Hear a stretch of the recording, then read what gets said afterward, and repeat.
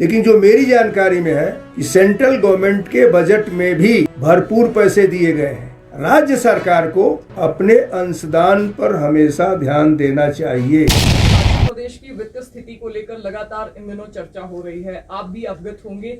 आपको लगता है, क्योंकि बहुत सारे लोग ये चर्चा कर रहे थे कि हिमाचल फाइनेंशियल इमरजेंसी की तरफ भी बढ़ सकता है, क्या आपके पास इस संबंधी सरकार की कोई रिपोर्ट आई है?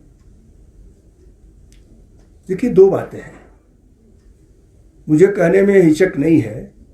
मैं केंद्र सरकार के प्रतिनिधि होने के नाते भी यह कह सकता हूं कि मैंने जो बजट का अध्ययन किया है उस बजट में हिमाचल प्रदेश को भरपूर पैसा दिया गया है।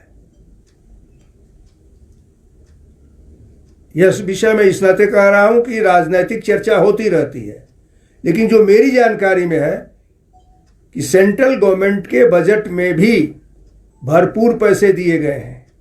राज्य सरकार को अपने अंशदान पर हमेशा ध्यान देना चाहिए। केंद्रीय विश्वविद्यालय के लिए 250 करोड़ रुपए से ऊपर आया है, अभी वो नहीं बन पाया है, तो उसका भी कोई कारण होगा, इस पर विचार करना चाहिए। जहां जहां जिलों में मैं जाता हूं, केंद्रीय योजनाओं के साथ राज्य की योजनाओं की समीक्षा करता हूं, तो मुझे लगता है कि ये जितने पहाड़ी राज्य हैं, यह 80% केंद्र सरकार के अनुदान के आधार पर है। 20% उनको अपना संसाधन जुटाना पड़ता है। तो यह नहीं कहा जा सकता है कि केंद्र सरकार ने कहीं भी कोताही किया है।